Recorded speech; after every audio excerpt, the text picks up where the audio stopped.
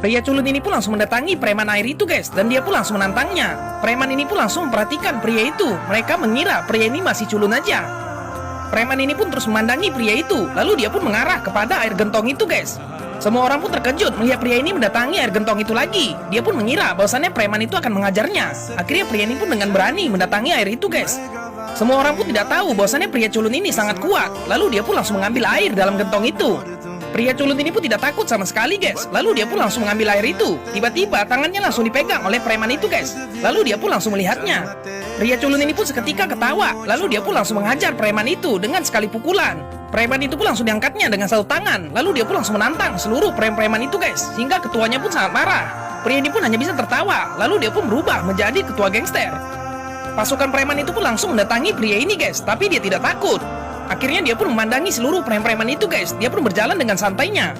Preman itu pun mencoba untuk menyerang pria ini, tapi dia langsung dipukul.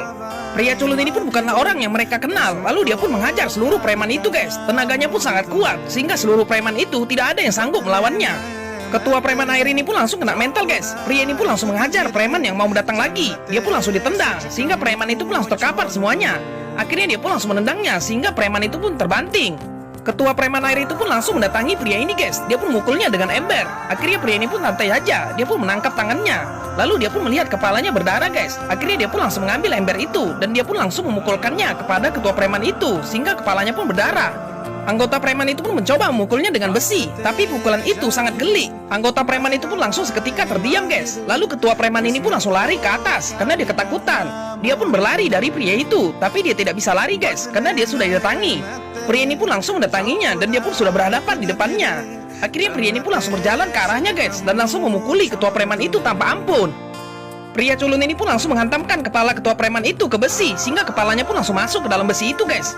Semua orang pun menjadi ketakutan karena ketua mereka telah dihajar oleh pria culun itu, sehingga itu pun menjadi pelajaran. Akhirnya ketua preman ini pun meminta untuk orang mengambilkan air kepadanya. Semua orang pun tertawa melihat ketua preman itu sudah dibantai sama pria itu guys. Lalu anggotanya pun langsung membawa gentong air ini karena mereka sangat ketakutan sama pria itu. Anggota preman ini pun langsung memberikan gentong air itu guys kepada pria itu. Lalu dia pun langsung membawanya.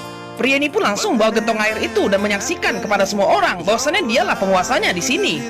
Ikuti part selanjutnya ya, tapi sneak video.